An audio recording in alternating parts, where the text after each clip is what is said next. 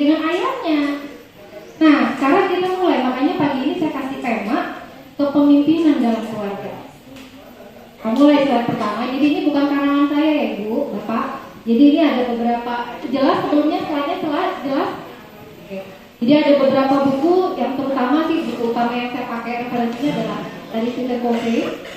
Jadi ini beliau ini merupakan pakar parenting yang bukunya itu diakui oleh dunia.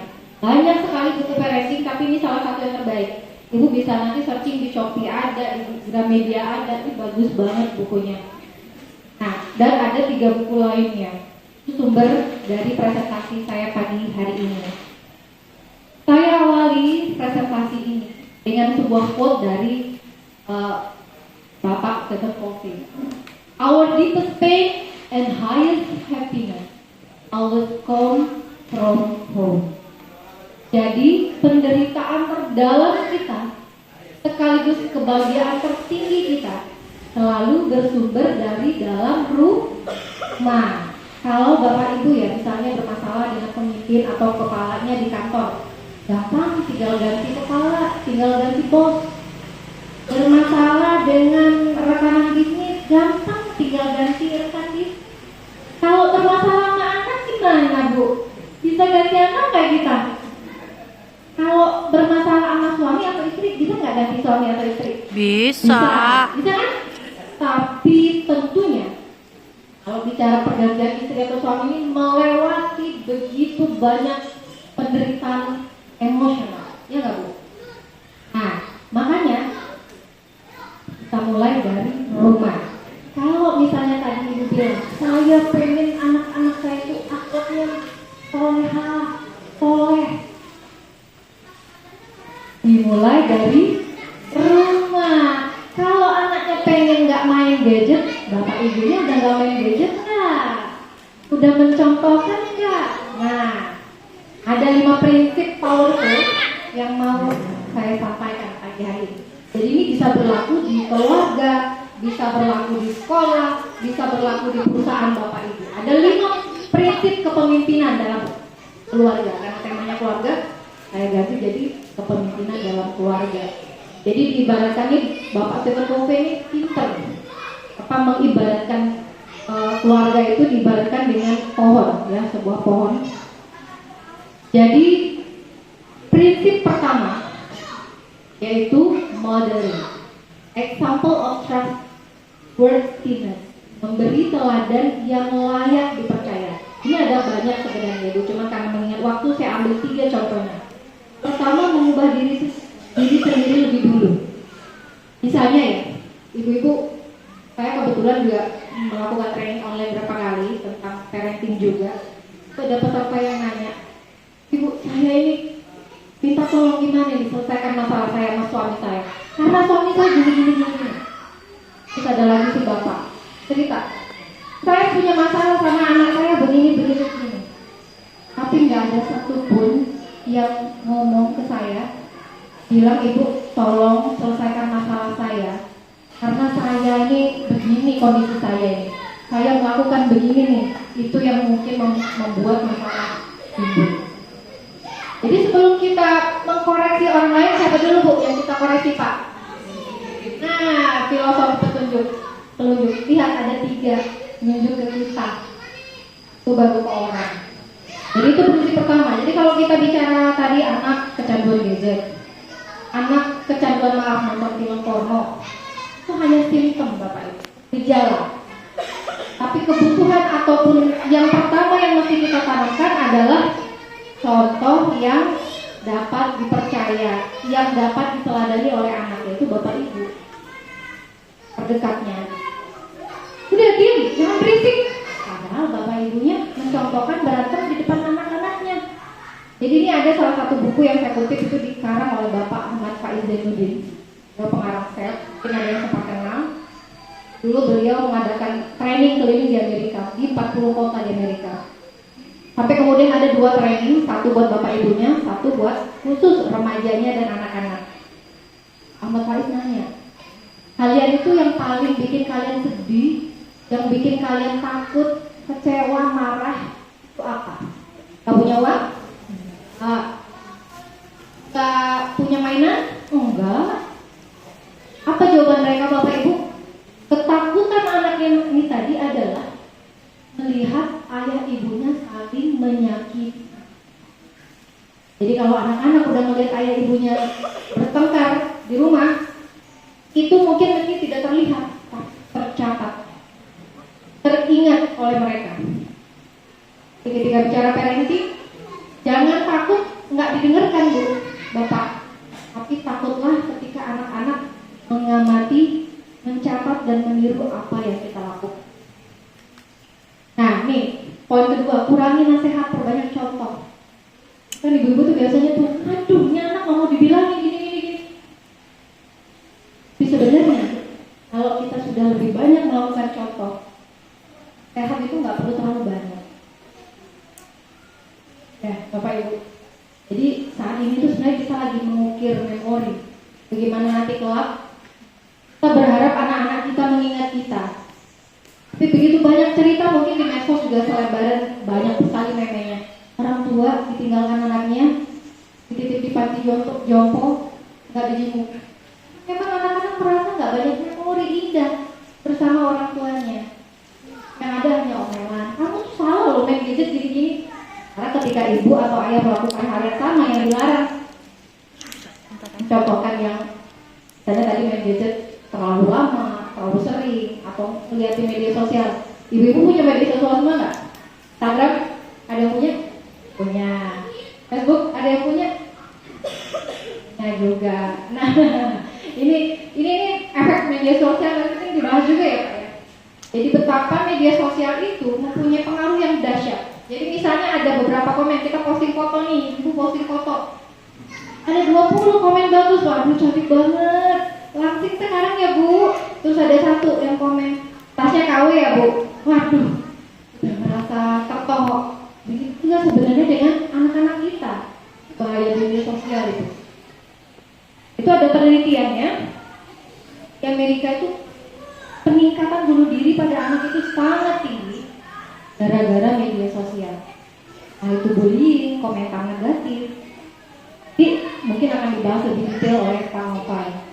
Nah kemudian yang ketiga dari modeling, contohkan warisan karakter dan kompetensi yang layak agar layak dipercaya.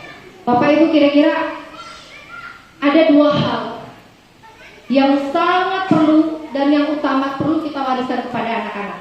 Menurut Bapak Ibu apa?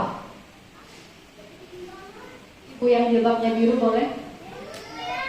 Apa Bu kira-kira dua hal yang wajib kita yang wajib kita wariskan kepada anak-anak kita kelak? Kalau udah dua hal ini Ibu Bapak Ibu wajib wariskan, udah aman udah. Apa kira-kira Bu? Pengalaman berharga dan mampu menghadapi tantangan. Baik, sudah mendekati. Ada lagi yang lain? Mungkin silakan. Ada? Ya. Silakan Bunda.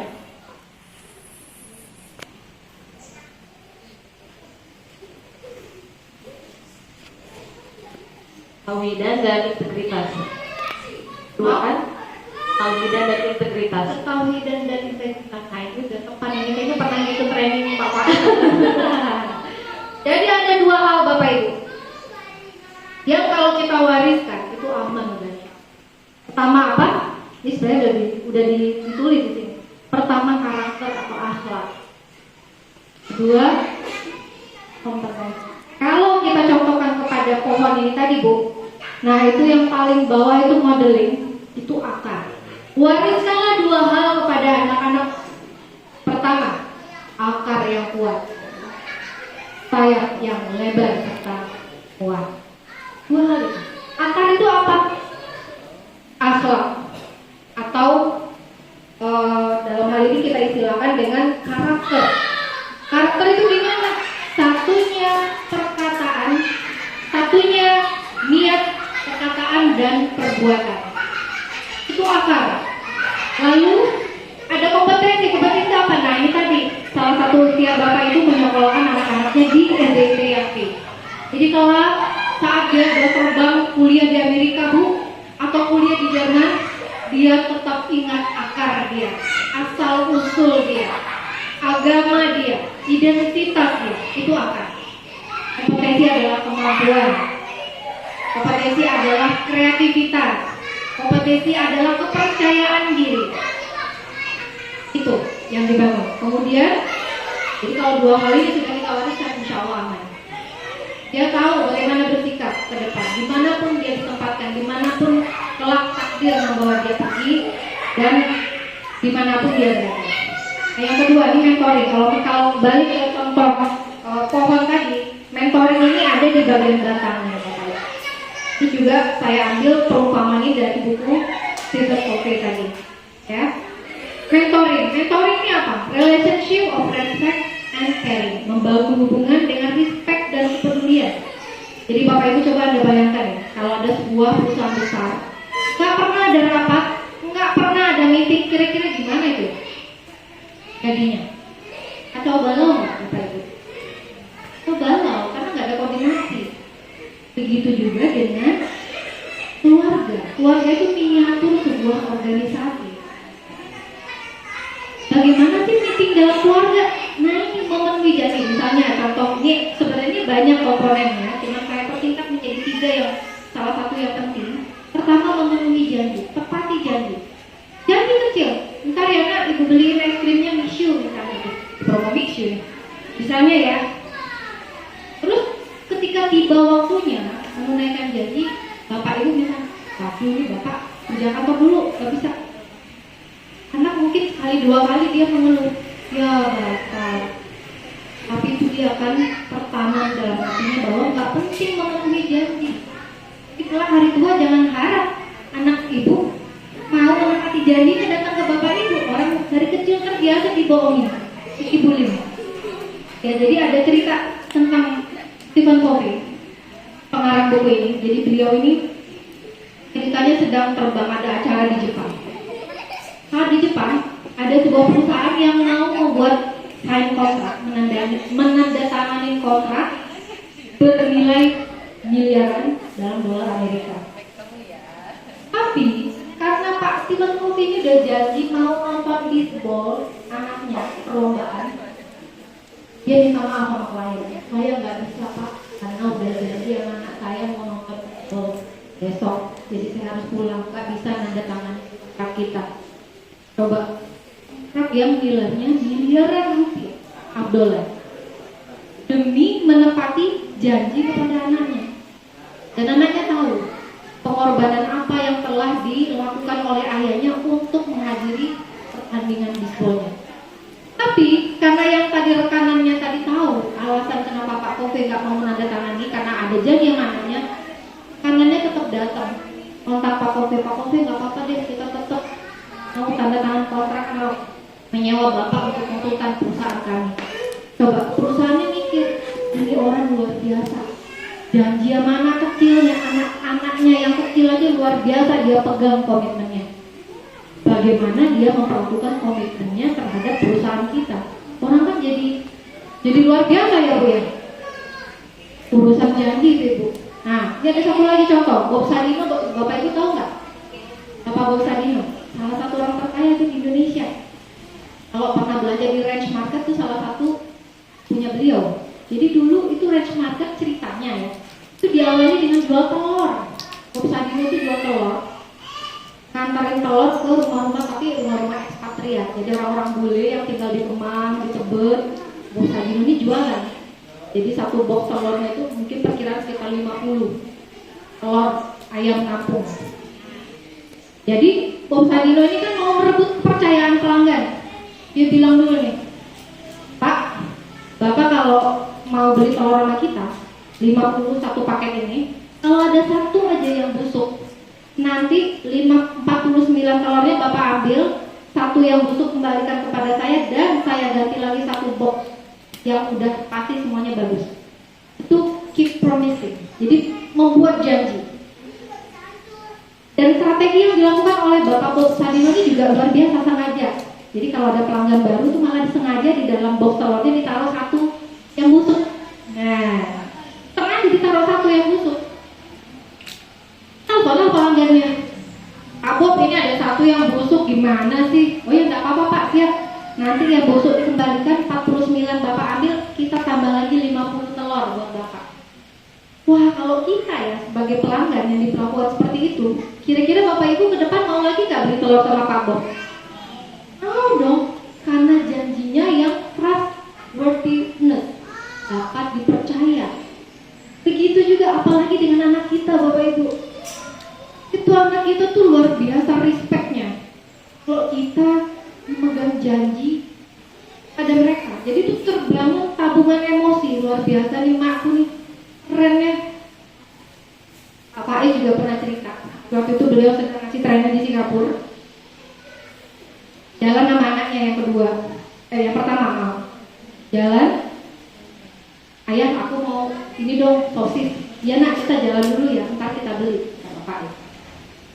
Hasil sudah jalan-jalan, kelupaan sampai malam jam 11 lupa. Sampai di kamar anaknya nanya, ayah sosisku mana? Waduh, karena Pak Faiz ini salah satu orang yang memegang janji kepada anaknya, akhirnya minta tolong ke panitia untuk ngelilingi Singapura untuk nyari sosis buat anaknya. Alhamdulillah ketemu ada satu setel waktu itu yang masih buka. Belilah satu-satunya, tinggal satu lagi sosis. Diantarlah ke anaknya, nah ini sosisnya. Tahu nggak Bapak Ibu? Anaknya makan sosis sambil nangis karena terharu akan komitmen ayahnya. Coba, Bapak Ibu kalau melakukan hal yang sama, tapi nggak usah yang mahal, makan yang sederhana. Itu luar biasa, Bapak Ibu akan menjadi idola buat anak-anak Bapak Ibu sekalian. Figur yang bakal dicintai dan akan selalu dikenang oleh anak-anak Bapak Ibu sekalian. Selanjutnya, mendengarkan dengan empati. Jadi mendengarkan aja itu ya membuka hati. Jadi jangan sampai ketika kita ngomong sama anak, misalnya, kamu kenapa sih di sekolah? Dia baru mau mangap sekali, mau menjelaskan ibunya, ibunya udah ngomong 10 kali. Lain kali kira-kira anak mau terbuka nggak Bu? Males diomelin, mama aku bilang aja, ya Bu, gitu aja nggak mau terbuka. Padahal teman anak itu mestinya bestinya tuh adalah ibunya, ayahnya, kan temannya, ya nggak? Jadi mendengarkan dengan empati itu apa? Kita sungguh-sungguh mendengar, menatap matanya, eye contact. Bukan kalau kita ngomong, kalau orang lihat tembok, sebel nggak Bu? Kita ngomong begini orang lihat tembok, ya elah, nggak ada orang gitu kan? Mendengarkan dengan empati itu salah satunya eye contact. Kalau saya suka ngomong sama anak saya itu saya ajak duduk, karena kan kecil ya, begini, saya pangku, saya peluk, saya sambil lihatin ke ibu nak. Saya dengarkan. Jadi saat kita mendengarkan, bagaimana tuh dengan empati? Jangan menyusun argumentasi untuk menyangkal perkataan anak. Nah, ini yang kita lakukan seringkali kita nggak sadar. Anaknya lagi menjelaskan, di otak kita sibuk. Kok kamu tuh memang yang salah, tuh kamu gini nih, kamu gini. Benar nggak Bu? Atau enggak? Ya, alhamdulillah. Berarti kalau memang sudah bisa mendengarkan dengan empati, itu salah satu mentoring. Itu kita membangun bonding atau ikatan emosi dengan anak, dengan kalau ilustrasi pohon tadi itu batang yang kuat. Lalu terakhir dari poin yang kedua, benar minta maaf dan memaaf. Kalau salah, kita kan sering ya, minta maaf dong sama kakaknya, sama adiknya. Sementara bapak ibunya kalau salah, cuma minta maaf nggak sama anaknya. Nah itu juga berlaku sama Bapak Ibu. Kita kalau misalnya kan 3 magic word. Nah ini yang kita sering tuh sebut 3 magic word itu apa? Say thank you, bilang terima kasih kalau ada yang bantu atau memberikan sesuatu. Say please, tolong kalau mau minta tolong. Say apa lagi? Say I'm sorry. Maaf ya, itu salah nak tadi. Itu sering Bu. Saya ini orangnya sebenarnya agak temperamen sebenarnya. Kalau ini sumbunya pendek. Kalau marah tuh cepet. Tapi alhamdulillah juga cepet sadarnya. Begitu sadar saya langsung, nak, itu maaf ya. Tadi ibu pasti terlalu keras ya ngomongnya sama kamu ya. Maaf ya, tadi ibu marahin nggak sengaja di depan teman kamu ya nak. Kamu sedih ya. Jadi kita harus membantu anak kita memahami emosinya.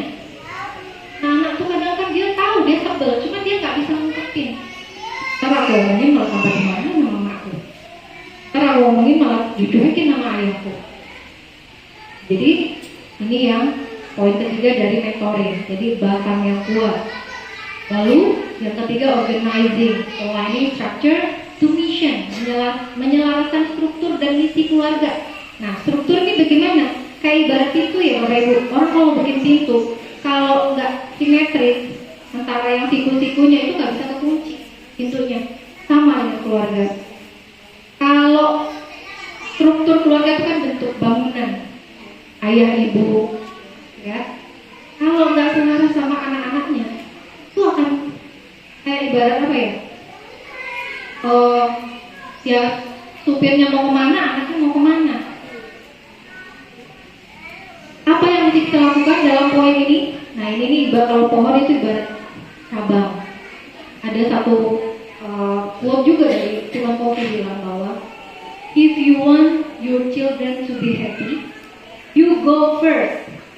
Jika Anda ingin anak-anak Anda happy, Bapak Ibu harus happy duluan.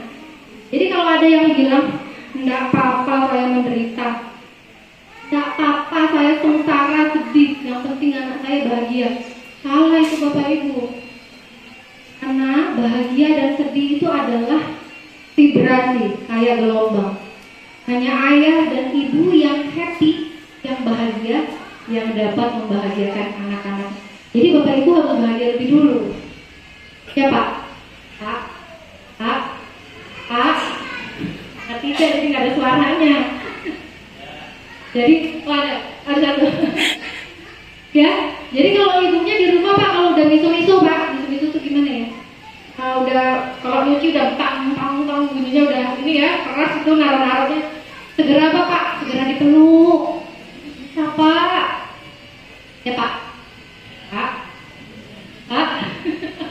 Jangan ngacak ya Pak, ini saya sedikit menyinggung 5 bahasa cinta sebelum kita membicarakan lagi sama urusan anak-anak. Ini urusannya sama ayah ibu nih. Jadi kita, tiap orang, anak juga, itu punya 5 bahasa cinta. Jadi ada sebagian orang, itu dia itu akan merasa dicintai dengan kata-kata. Misalnya, sayang, I love you. Misalnya suami lagi di luar kota, I love you, gitu. WA padahal, gitu. Itu kayak merasa begitu Bu. Itu senang banget dapat WA dari suami kalau lagi di luar kota begitu aja begitu. Ah ibu malu-malu.